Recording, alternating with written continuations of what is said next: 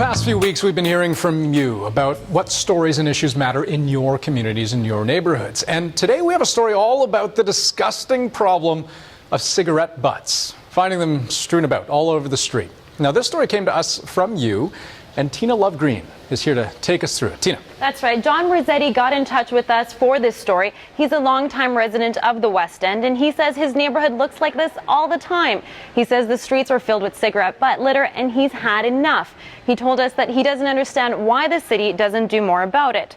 So we helped John get to the bottom of the story. We spent the entire day with him, and he showed us around his neighborhood. And we even set up an interview with him and the City of Vancouver's Director of Waste Management, so John could get answers to some of his questions. So here it is. Take a look at John's local story.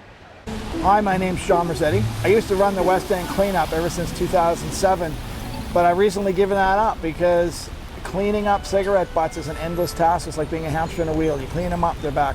The city has to put up cigarette ashtrays. Here we are on Davie Street, and you can just look down. There's cigarette butts in the gutter here. It's raining now. God forbid it were dry. You'd see even lots more cigarette butts out here. There are no ashtrays around here anywhere to collect these things. I would love to see thousands of these all around the city. So how long have you used these? Well, these have been around for a few years. Have you been using them? Oh yeah, man, always. Yeah. So Tina's arranged for me to meet with Albert Seamus of the City of Vancouver today. Hey, John. How are you doing? Good. Nice to meet you. Yeah, nice to meet you too. We've tried to get the city to put up ashtrays. My understanding is Coastal Health has poo-pooed that, so that's going to go nowhere. We ran into some challenges with Vancouver Coastal Health around the promotion of smoking versus the cessation of smoking. And so, some of their concerns were quite valid, that the ashtrays were too close to doorways.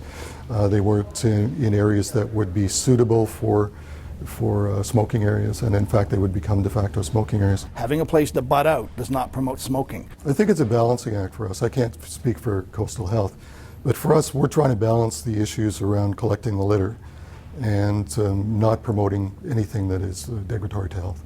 It does seem that they are planning to do something, and I guess the key is I'm going to have to keep an eye on what gets done. 15, 16, 17, 18 feet, roughly 6 meters. This is where technically people should not smoke. This is City Hall. We're on the grounds of City Hall, and it just shows how tough a nut this is to crack. Like on their own property, the rules aren't being followed with respect to the 6 meters, no littering. No, people have a right to smoke. We all have our own rights. It's just the irresponsible smokers who throw their butts on the ground. Just dispose of them properly. The earth is not your ashtray, really. Simple as that. So, Tina, it seems like all the guy wants is more ashtrays, right? But given that he doesn't buy the idea, and I suspect a lot of people wouldn't buy the idea that having more ashtrays encourages or promotes smoking. When you put that idea to Vancouver Coastal Health, what do they say?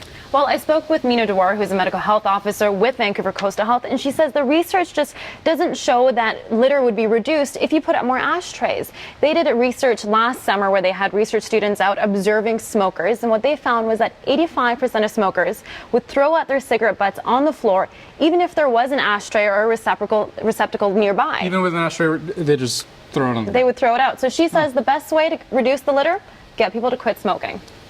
Right. Okay. I mean, that's perhaps a long-term solution. Are there short-term solutions on the table right now as far as getting those cigarette butts out of the streets? Well, one of the options is having a cigarette deposit program, sort of what we do have with our cans and bottles, where you return them for a small refund. But there are a lot of questions on how that would be carried out. I mean, how much would you charge? How much would you give back? Who would count them? Where would you give them back? And the infrastructure. Program, right? Yeah, that's a big thing to say. But there are a lot of other ideas. I mean, take a look at what the city of Nanaimo is just piloting. These are called pocket ashtrays, and they're handing out 200 of these to smokers. And the idea is that you just take your cigarette butt, put it in your pocket, and then once you get to a trash can or garbage, you can empty it out there.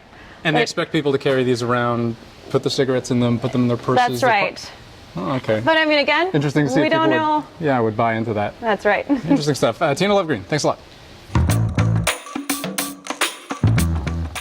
So hey, as part of your our What's Your Story initiative, we want to hear from you. So go ahead, drop us a line at mylocalstory@cbc.ca, or you can send us a message on Twitter, Facebook, or Instagram. Just be sure to use the hashtag #MyLocalStory.